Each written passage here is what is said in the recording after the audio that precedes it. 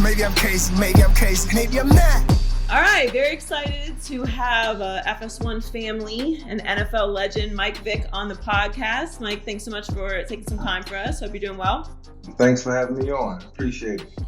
So, what's going on with your Falcons? Oh man, I knew you was gonna ask me that first, yo. Come on. I mean, we can start with the Eagles too, if that's better. We'll get to the Eagles, but let's start with the Falcons, man, because I like woke up this morning like thinking about my former team, and then I did an interview this morning with a guy, and he was just throwing it out there like if you was to go to the Hall of Fame, would you go as a Falcon or an Eagle? And then my mind I started thinking about the game last night. You know what, Joy? It's just guys got to step up and accept responsibility. They are NFL players. I feel like the defense has potential. You got the coach with the pedigree, and do we have the recipe? I don't know. But listen, it's just you should be able to pull out some of these games that they've lost, and it's just no excuse.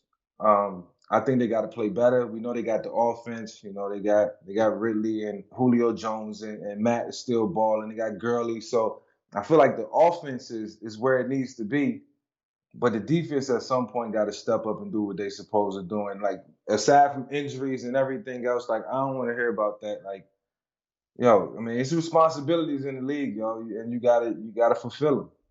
I felt like, not that Dallas is looking much better, but that like what is it with these leads that they're blowing? Like that's the game they should have won to me. Like that right. The mistakes at the end of that game were just unacceptable. To blow that lead, I don't know how that happens. Yeah, they start to feel like, I think you feel like at some point, like, you got to see blood and you got to go after it, like in the NFL, because, 4 minutes, team can come back on you. You be down 14 and the team can come back in 4 minutes. Like we run 4-minute offenses in situational football to either get off the field or get back on the field. And, they just haven't taken advantage of their opportunities. And when you think back to like the Super Bowl run and what happened in the Super Bowl, and that's what compounds this problem, right? Just the last 2 weeks blowing those leads, like you instantly think about that, and then it's like it's getting out of hand. It's getting way out of hand. It's getting way out of hand. Like this, you got the Carolina Panthers and Teddy Bridgewater coming into town. They got to get geared up for that one. Like this is the one they need to focus on. And Teddy, he's not gonna make it easy. But look, this is the challenge that's being presented to the Falcons right now. Do you think that if they lose this next game, start 0-5, that Dan Quinn gets fired? Man, I'm a big fan of Dan Quinn, and I've never seen Arthur fire somebody mid-season. But I know at some point Arthur's gonna get fed up. Dan Quinn is the leader. I love him to death. I like him. I like everything he stands for, and I know he'll run through a wall for that team. But at the end of the day, it is a team, and hopefully it don't come down to that. But the league it don't waste for anyone, and if you're not, the hotter you're not, and that's just how it goes. I really am not a fan of firing coaches mid-season. Yeah, me too. Unless it's a really toxic situation. Right. Because I just feel like, for what? Are you getting ahead of the hiring process for next year? Yeah. Is your coordinator someone you want to explore as a possible head coach? Because I just feel like it's like, okay, you've just given up on the season in every capacity if you were firing your coach mid-season, and it's not a legitimately bad situation where this person is causing your whole organization harm. Yeah, more times than not. I done seen teams fire their head coach. I've been a part of a couple teams. Head coach got fired during the season.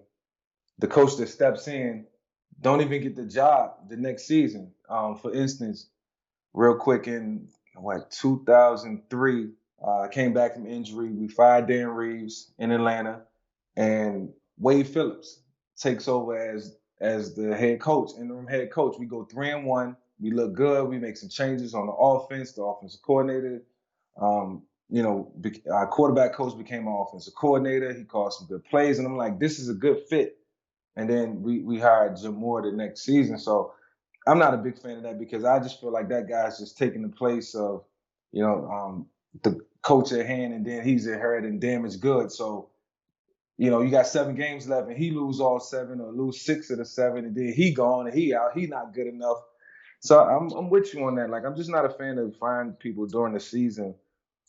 I think you let them finish it out. Whether you go 2-14, 4-12, 5-11, it is what it is. But you know what you got to do after that.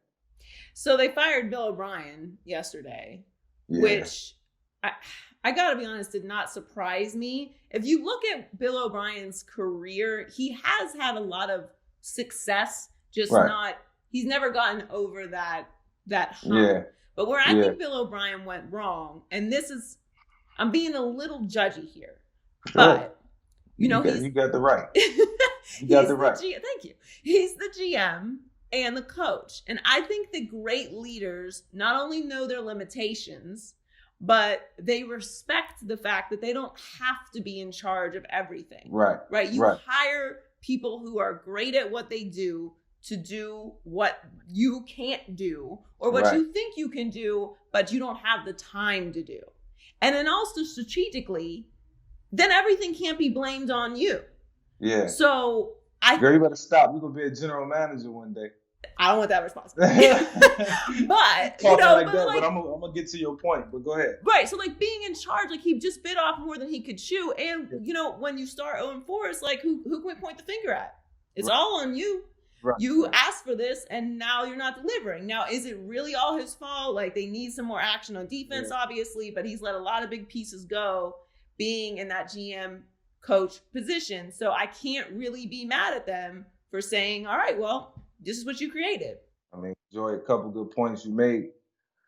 First of all, I think letting DeAndre Hopkins go probably was the biggest reason that this decision was made this early, because I think we all looking back what was that? For what? You really crippled D-Hop's career, I think, even though it's, he's in a better spot. Not a better spot, but he's in a good spot. But Deshaun Watson, you took a lot away from what he can do on the field. And then to your point about head coaches being general managers, when Coach Dan Reeves, who I love dearly to this day, still have a conversation with him and we still talk. He was the general manager as well, but it's too much responsibility, I think, too much dictatorship, and then you taking on that role. So it's like the quarterback position. You're going to get the brunt of the blame when it all falls apart. And Bill O'Brien's place, it fell apart when he let go D-Hop. We'll never figure that one out, and only he know why he made that move. But, I mean, it's irrelevant now. So, yeah, don't bite off more than you can chew. Like you say, let the people who are expertise in that category or that specific, position, let them do that, man. Everybody gonna get the credit at the end. Yeah, and it's really a control thing, and that's what I'm saying. I don't know Bill O'Brien personally at all. I just think, sometimes ego gets in the way, or sometimes it's fear. You fear that if you bring in somebody that they're not going to want to work with you, or they don't like, your approach.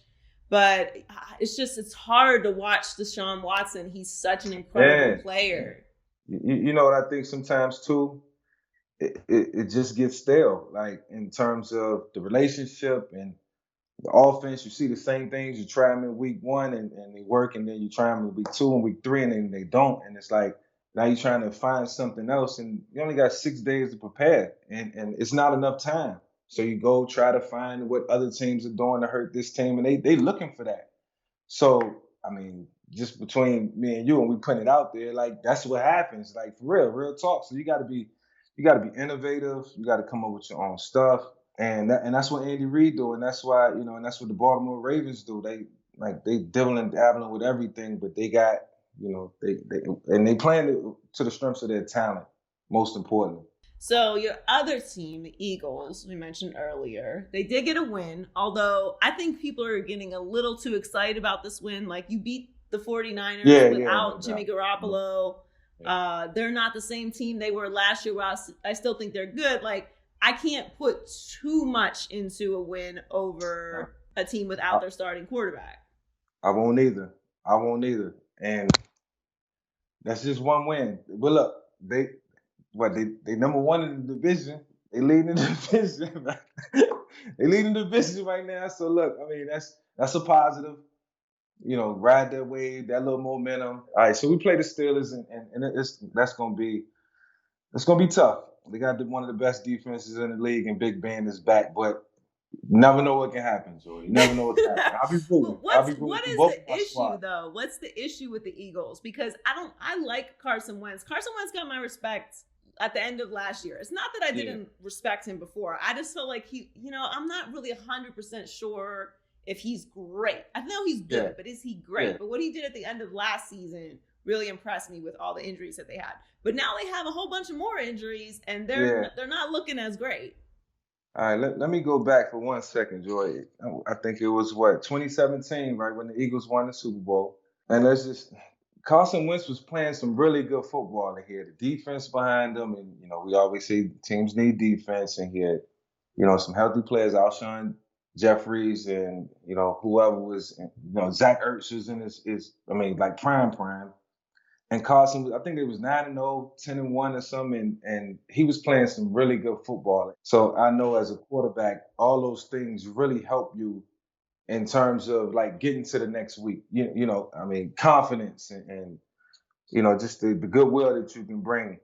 So we know that Carson. We know the Carson from last year. Carson played great down the stretch, and I think Carson's just pressing a lot right now. Now he has to. He got to do it himself. You know what I'm saying? He got to do it himself. He got to put the team on his back, and he got to find ways to win games now. And it's really no excuses because the city of brotherly love not going. They don't care. They were talking about benching him. For who? Jalen Hurts? Yes. Not as of yet. I wouldn't go as far as to saying that because. Look, when you go that route, you can't go back. It's almost like with Foles and Trubisky in Chicago. You make that decision, you can't go back on that. And I think Carson, he has to go out and earn that money.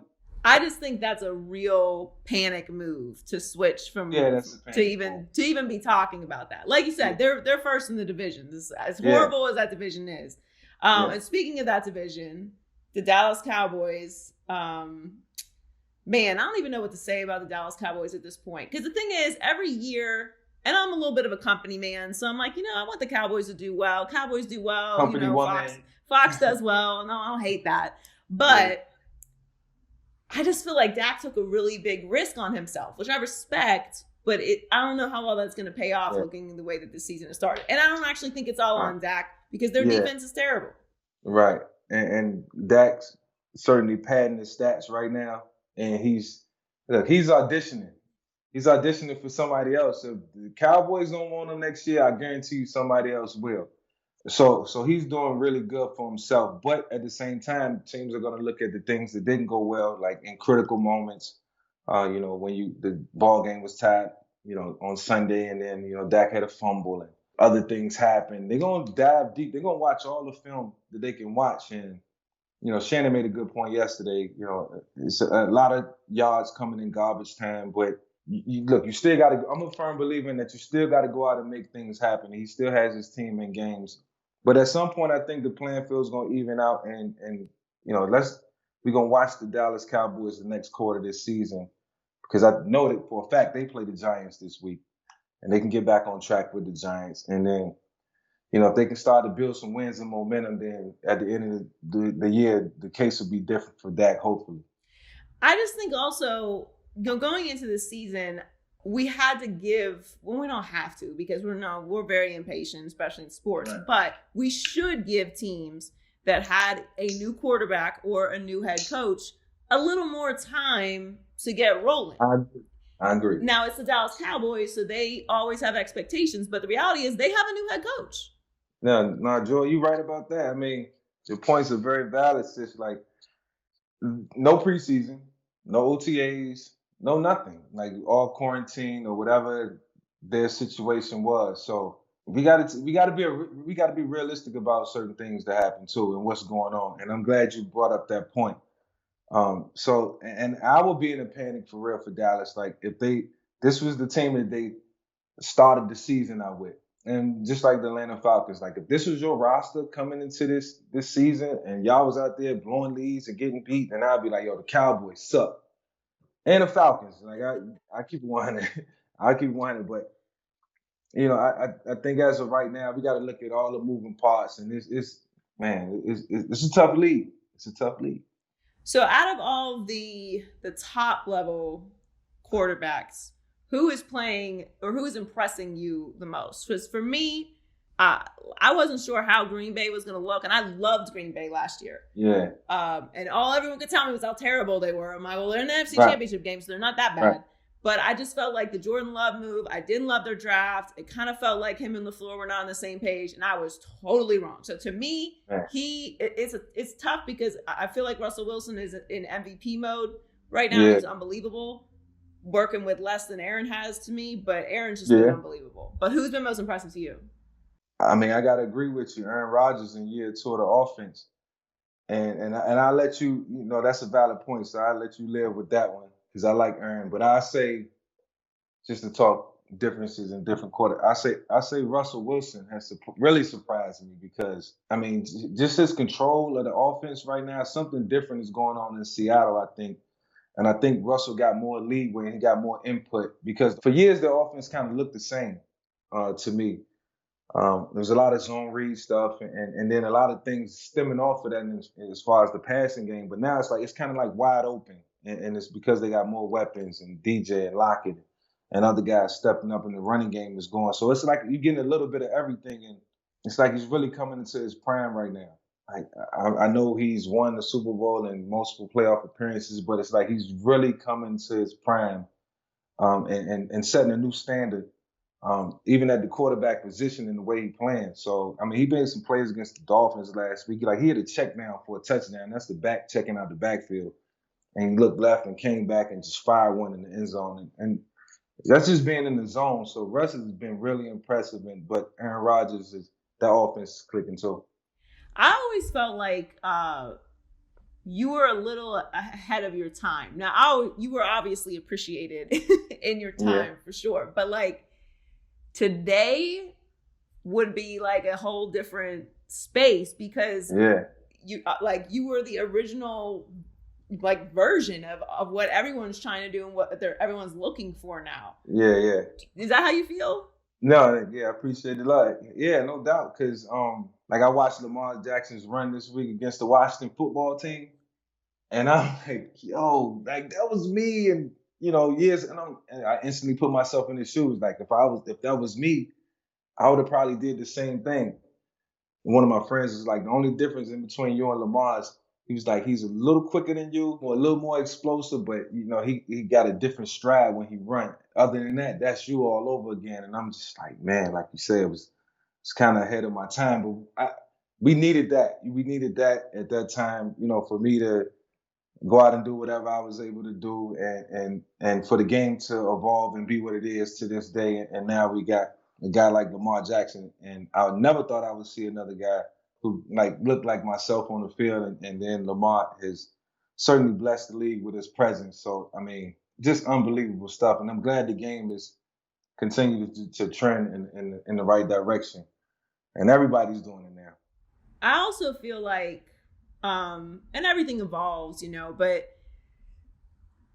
fans are really, and the media, are really embracing these young quarterbacks with some swag and some culture, if you know what I'm saying. Yeah. They're looking different. It's different. And it's nice to finally see that the quarterback position doesn't have to be, not that, people were squares before, but like you can be a triangle, you could be a circle, you could be a octagon and still play that position at a high level, and you don't have to fit into this criteria of what a franchise quarterback is supposed to look like or talk like or dress like or be.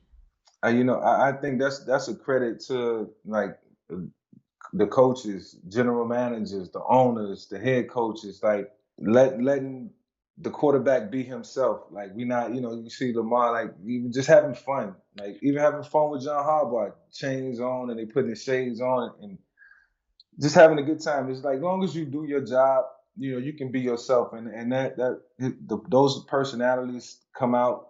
It's contagious throughout the locker room. Guys feed off of that. It makes your teammates want to go the extra mile for you because, even as coaches, you just allowing guys to be themselves and let their personality show.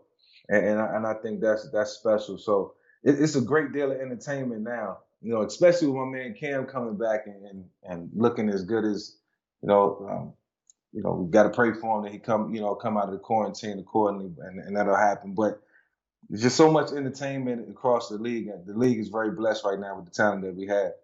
Yeah, Cam, I'm a huge Cam fan, and he showed his value not being there last night. Yeah, he did. For sure. He did. He might have earned his money last night. The ball game would have been different. Because Cam on a mission. Like, he's not playing. Like, we all question, like, what this would look like. And, man, for the first quarter of the season, it looked good. I can't wait to see what the second quarter holds. Do you think that, because I always like to look at it from a more macro perspective, like what's led up to this, this kind of new wave. And I really feel like social media has kind of played a role in that personality being embraced. Like, for years I've been saying the NFL needs to embrace some of what the NBA does as far as elevating your stars. And not just quarterbacks, like, elevate your stars. You guys wear face masks. Like, anytime that you can put out celebrations, like, what are you doing penalizing celebrations? Like, that's fun. That was crazy for a couple of years. Yeah, like, and you're not allowed to post replays on social media. Like, embrace the fun. This is what we're watching for. Like you said, it's entertainment. It's the best television show there is. So I do feel like social media and some influence, like an explosion of NBA stars, has kind of bled over into the NFL. And I think it's a great thing. But I also think that that's a big part of why there's so much, like, more diversity at the quarterback position as well. It's true social change. And definitely the crossover, taking effect. And it's because we have social media. And I wasn't a big fan of social media years ago, but I like the way the younger generation is using it as a platform to entertain and to socialize. And sometimes it could be negative, and it might not be as vibrant as it should be. But most of the time, I think people are using it correctly, and it's a platform. And the NFL and the entire world, all corporate has taken and gravitated to it and allowed it to be what it is. So, we all got social media accounts. We all use them the right way to our benefit. You know what I'm saying? And it's a cool thing. So yes, that crossover has really been, it's really been evident, as far as our growth. Well, thank you so much for stopping by the podcast. Really appreciate it. We'd love to have you on again later in the season. Bring me back. For sure. And hopefully at that point, the Falcons have gotten a win. Yeah, at least 2 or 3 wins, and my Eagles will be still at the top of the NFC EAST. Yeah, exactly. But thank you so much, Mike.